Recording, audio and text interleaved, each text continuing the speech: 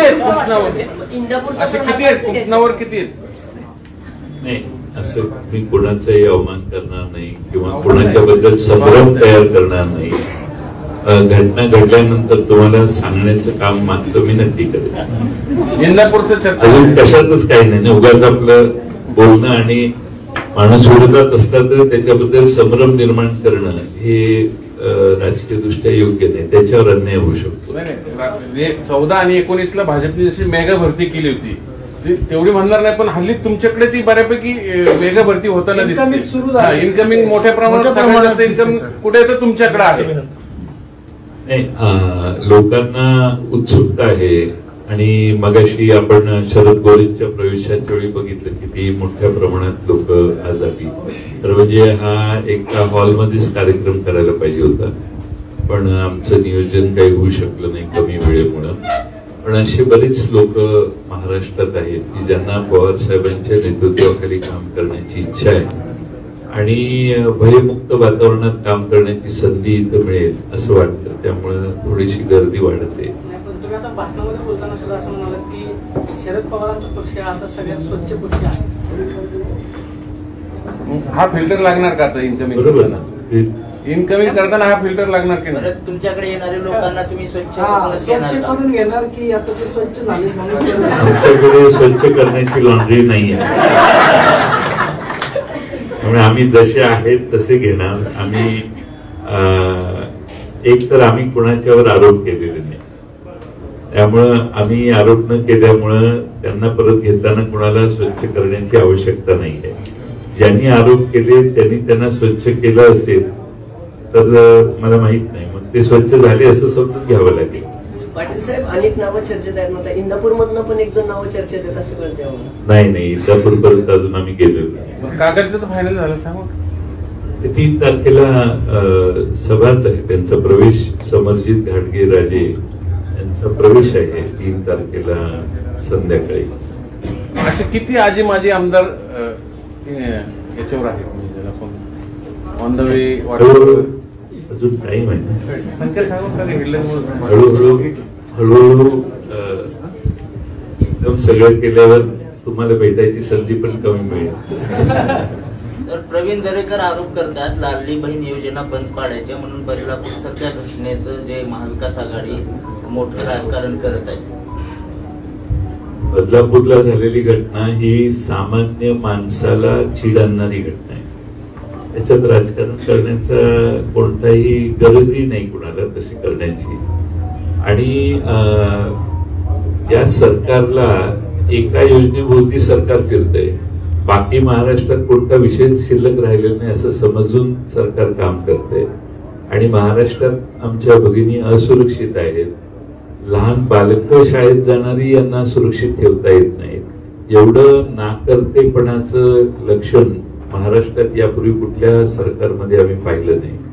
कोणत्याही परिस्थितीत सरकार पूर्ण अपयशी ठरलेलं आहे. आमच्या महाराष्ट्रातल्या भगिनींना देखील आता बाहेर घराच्या पडताना सुरक्षित नाही याची भावना तयार झाली आहे. आपण शाळेला आपली मुलगी पाठवली तर ती मुलगी सुरक्षित घरी येईल का अशी समस्या महाराष्ट्रात तयार झालेली आहे. आणि दिवसेंदिवस हे महिलांचे आणि मुलींच्यावरचे अत्याचार वाढायला लागले. आणि सरकार दुसऱ्याच कामात करत आहे. म्हणजे 5-5, 7-7 कोटी रुपये खर्च करायचे, एसट्या पाठवायच्या, लक्झरी बसेस पाठवायच्या, महिलांना गोळा करायचं, त्यांना पेटे घालून बसवायचं आणि त्यांच्यात आपला स्वतःचा उद्योग करायचा. आणि त्या महिला आज सुरक्षित नाहीये, त्यांच्यासाठी काहीतरी करा.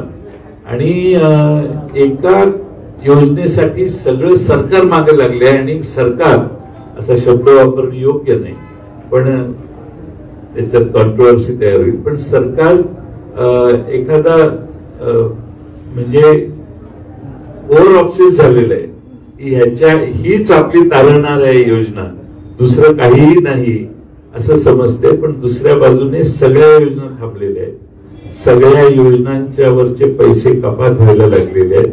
अर्थ खात्याला रात्रभर झोप लागत नसेल की आता उद्याचा दिवस कसा काढायचा, अशी विचित्र अवस्था महाराष्ट्रातल्या व्यवस्थेत यांनी निर्माण केलेली आहे. आमचा कुठल्याही योजनेला विरोध नाही. योजना राबवताना तारतम्याने महिलांना, शेवटच्या गरजू अशा महिलांना ही मदत पोहोचावी अशी आमची मागणी आहे. ही योजना व्यवहार्य नाही असं म्हणायचं आपल्याला. लाडकी बहीण योजना केवळ इलेक्शन बघून, ही लाडकी बहीण योजना याच्यापेक्षा सुंदर चांगल्या पद्धतीनं राबवता येईल असं आमचं मत आहे. महाराष्ट्र गुलाबी झालं वाटतं का? महाराष्ट्र गुलाबी नाहीये, पण सरकार गुलाबी झालेलं आहे. आज पंतप्रधान नरेंद्र मोदी लोकसभेच्या निकालानंतर पहिल्यांदाच महाराष्ट्र दौऱ्यावरती आले. जळगावात त्यांचा लखपती दिदी हा कार्यक्रम चालला. जळगावचे काही प्रवासी नेपाळला गेले. 27 जणांचा मृत्यू झाला एका बस अपघातात नेपाळमध्ये. सगळ्या जळगाव जिल्ह्यामध्ये अत्यंत सन्नाटा पसरलेला आहे. झालेली दुर्दैवी घटना एवढी मोठी झालेली आहे की जवळपास बऱ्याचशा तालुक्यात त्या मृत व्यक्तींची गावं आहेत आणि सरकार सेलिब्रेशन करायला तिथं जात आहे. याच्यासारखं दुसरं दुर्दैव नाही. सेलिब्रेशन सरकार करतंय. त्या ठिकाणी स्वतः पंतप्रधानांना आणून मोठमोठ्या पद्धतीने सभा करताय. तेवढी दुर्दैवी घटना घडली आहे. खरं म्हणजे सरकारला जर चाड असेल, त्याची काही हे असेल, तर सरकारने हा कार्यक्रम रद्द केला पाहिजे. काही दिवस जाऊन दिले पाहिजेत, कारण सगळा जळगाव जिल्हा शोकाकुल आहे आणि त्याचे प्रचंड छाया त्या ऍक्सिडेंटची परिणाम जळगाव जिल्ह्यातल्या जनतेवर झालेला आहे. मला वाटतं की सरकारने हा प्रसंग बघून ती व्यवस्थितचा कार्यक्रम टाळला पाहिजे. किमान नरेंद्र मोदी साहेबांना किमान सांगितलं पाहिजे असं झालंय, कदाचित तेच स्वतः टाळले. दुसरं असं, एकनाथराव खडसे नेमके आता कुठे आहेत? कारण आज त्यांच्या प्रवेशाची चर्चा होती, पण त्यांना निमंत्रणच नाही तिकडं. माहित नाही मला माझा अलीकडे संपर्क नाही. पण आता पक्षात आहेत की नाही ते आपल्या?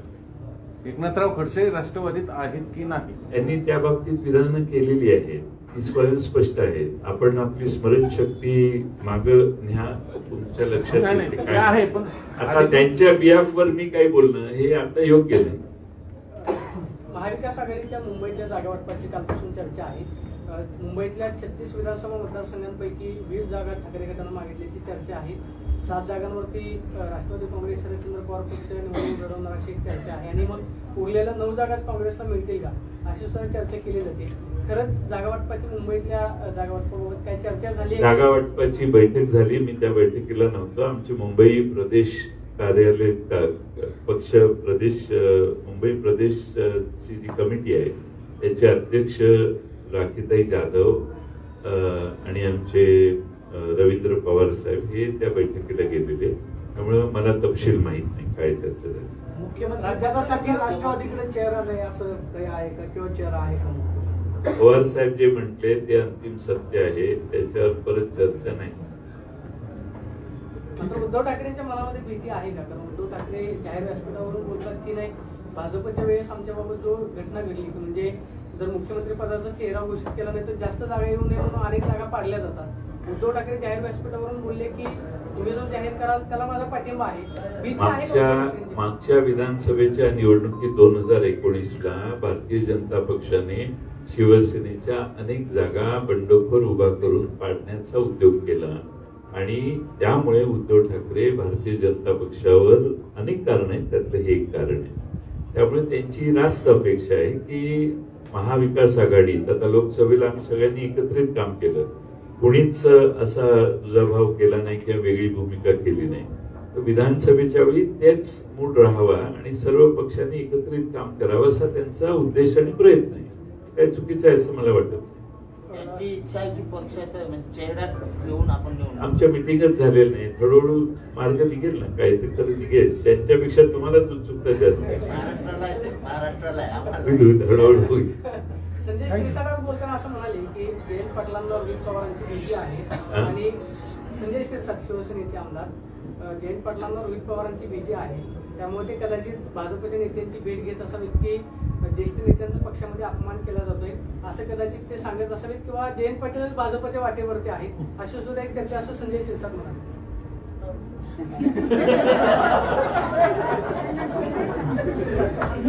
तुम्हाला काय वाटतं? आम्हाला वाटण्यापेक्षा तुम्ही सांगा तुमच्या मनात त्यांनी काय? कशात सांगू हे म्हटलं ते तुम्ही मला विचारते तर तुम्हाला काय, तुम्ही पण समाजातले प्रमुख घटक आहात तर तुम्हाला काय वाटतं याच्यात? तुम्ही काय संजय शिरसाटांशी संपर्क साधलाय? नाही आता काय मध्ये एकदा विमानतळावर एकदा भेट झालेली, काही चर्चा नव्हती, पण तुम्ही त्यांच्याशी संपर्कात राहा. जरांगे पाटलांकडे भरपूर काही लोक जाऊन येत आहेत, म्हणजे सगळ्याच पक्षाचे आमदार आजी माजी, म्हणजे त्यांना काहींना तिकीट हवी आहेत का काहींना सेटलमेंट हवी, कारण लोकसभेत अनेकांनी असे सेटलमेंट केलेले सगळ्यांनी बघितलेला. मग तो फॅक्टर तुम्हाला महाविकास आघाडीला त्रासदायक होणार नाही कसं बघतो? आणि जरांगे पाटील हे राजकीय दृष्ट्या योग्य त्या पद्धतीनं त्यांची पावलं चाललेली असतील आणि त्यांच्या वक्तव्य देखील आपल्या सगळ्यांच्या समोर आहे. त्यामुळं त्यांची भूमिका ती आहे. त्यामुळं बघू काय होतं पुढे. भिडे गुरुजींनी जे मराठा आरक्षणासंदर्भात वक्तव्य केलं त्याचं तुम्ही समर्थन करता का? म्हणजे विचारलं करता की करत नाही मराठा आरक्षणाबाबत? नाही ते काय म्हटले, मराठी वाघ आहेत, मराठी वाघ आहेत. आरक्षण काढलं कुठून? मराठ्यांनी महाराष्ट्र आणि देश चालवलं, आरक्षण काढलं कुठून असं ते म्हणाले. ते वेगळी भूमिका मांडत असतात, त्याच्यावर प्रत्येक भूमिकेवर मी प्रतिक्रिया देणं आवश्यक आहे असं मला वाटतं. आरक्षणाचा विषय त्यांची भूमिका योग्य वाटते का? पण ते बोलतायत ते त्यांचं वक्तव्य योग्य आहे की अयोग्य आहे, काय वाटतं? त्यांनी त्यांचं मत मांडलेलं आहे, त्यांनी त्यांची भूमिका मांडली आहे, त्याच्यावर बोलायची काय गरज आहे? हे असं आहे की त्याचा परिणाम काय धोरणात्मक दृष्ट्या होत असेल तर त्यावर बोलायला नाही. आता विषय काढलाच तर सांगली जिल्ह्यातल्या सर्वच नेत्यांनी भिडे गुरुजींना सोयीनुसार आपापल्या पद्धतीने वाढवलं, मोठं केलं, खतपाणी घातलं, पण तेच भिडे गुरुजी आज म्हणजे सामाजिक स्वास्थ्यच बिघडू पाहत आहेत अनेकदा. त्याचा पाप कोण घेणार? राज्यभरामध्ये अनेक ठिकाणी दंगली सुद्धा त्यांच्याकडून होतात असा आरोप आहे. भिडे गुरुजींच्या वेगवेगळ्या हे जे प्रकार आहेत त्याला कोणीही सांगली जिल्ह्यात समर्थन करत नाही. तुमचा गैरसमज आहे की तिथं कोणी त्यांना समर्थन करत. आता त्यांनी काय बोलायचं, आंबे खाल्ल्यानंतर मुलं होतात इथपर्यंत ज्यांची उडी पडते, त्या बाबतीत त्यांच्या विधानावर प्रतिक्रिया देणं आवश्यक आहे असं मला वाटत नाही. मराठा समाजाचं आरक्षण, मराठा समाजात आजही मोठी बेकारी आहे. मराठा समाजातल्या युवकांना संधी मिळत नाही अशी मानसिकता आहे आणि म्हणून एक मोठं आंदोलन महाराष्ट्रात उभं राहिलेलं आहे. त्यामुळं ठराविक पुढारी मोठे झाले म्हणजे समाजाला संधी मिळाली असं नाही. मराठा समाजात देखील दारिद्र्य, अल्पभूधारकपणा आणि अनेक समस्या आहेत. त्यामुळे मराठा समाज आज आरक्षणाची मागणी करतो. त्यामुळं त्यांनी काय म्हटलं याच्यामुळे परिस्थिती बदलत नाही असं मला वाटतं. इथून पुढे तरी बंद होणार आहे का भिडे गुरुजींना खतपाणी घालणं? की पुढचा आमदार जो असेल जुन्नर मधला तो शरद पवार साहेबांच्या विचारांचा असेल आणि बेनके सध्या अजित पवारांबरोबर त्याला धरून विचारतो. बेनके अतुल आमदार अजित पवार गटात ते म्हणले की पुढचा आमदार जो असेल तो शरद पवार साहेबांच्या विचारांचा असेल. मला माहित नाही की त्यांच्या मनात काय, माझे काही त्यांच्याशी संपर्क नाही अतुल बेनकेंशी, त्यामुळं त्यांच्या मनात काय मला माहित नाही. त्यामुळे त्यांच्याविषयी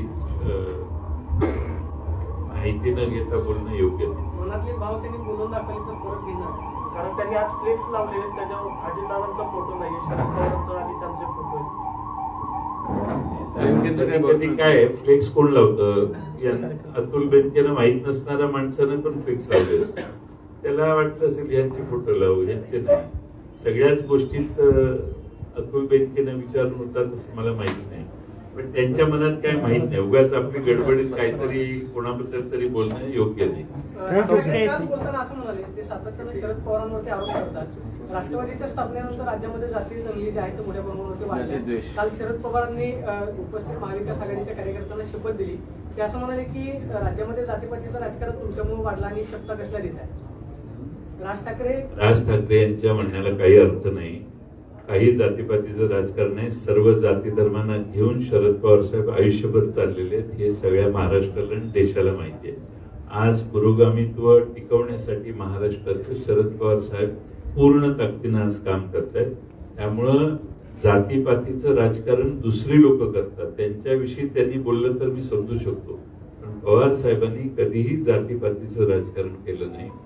वेगवेगळ्या धर्मातल्या, समाजातल्या, जातीतल्या लहान माणसांना पुढे आणून मोठं करण्याचं काम हे पवार साहेबांच्या सारख्या नेत्यांनी केलेलं आहे.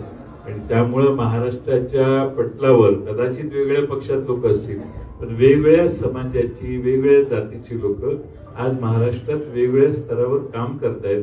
त्यातल्या बऱ्याच जणांनी पवार साहेबांचं बोट धरून प्रवास केलेला आहे, हे महाराष्ट्राला माहिती आहे.